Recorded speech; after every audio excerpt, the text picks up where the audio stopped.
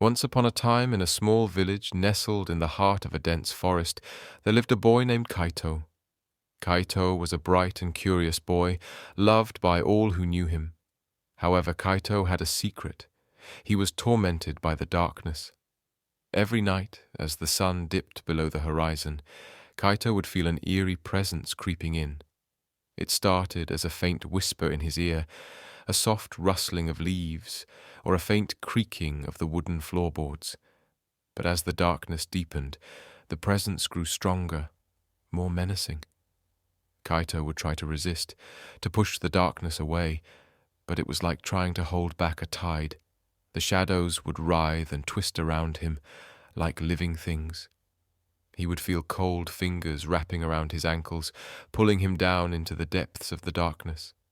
The villagers thought Kaito was just a scared child, but the truth was far more sinister. The darkness was real, and it was feeding on Kaito's fear. One night, the darkness grew so strong that Kaito felt himself being pulled into its abyss. He was consumed by an overwhelming sense of dread, and he felt his soul being torn apart. Just as all hope seemed lost, a faint light appeared in the distance. It was a soft golden glow that seemed to emanate from the heart of the forest. The light grew brighter, illuminating the dark recesses of Kaito's mind. As the light enveloped him, Kaito felt the darkness recoil in terror. The shadows dissipated, and the presence that had haunted him for so long vanished. Kaito emerged from the darkness, blinking in the bright light. He felt reborn, renewed, and refreshed. The villagers found him standing in the center of the village, bathed in the golden light. From that day on, Kaito was no longer tormented by the darkness. The light had awakened a power within him, a power that allowed him to confront the shadows and emerge victorious.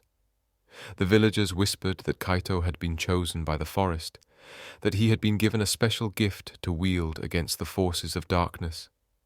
And as Kaito grew older, he realized that the light had given him a great responsibility, to protect the village from the darkness that lurked beyond the edge of town.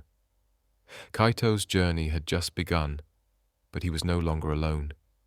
He had the light to guide him, and he knew that as long as he stood against the darkness, the village would always be safe.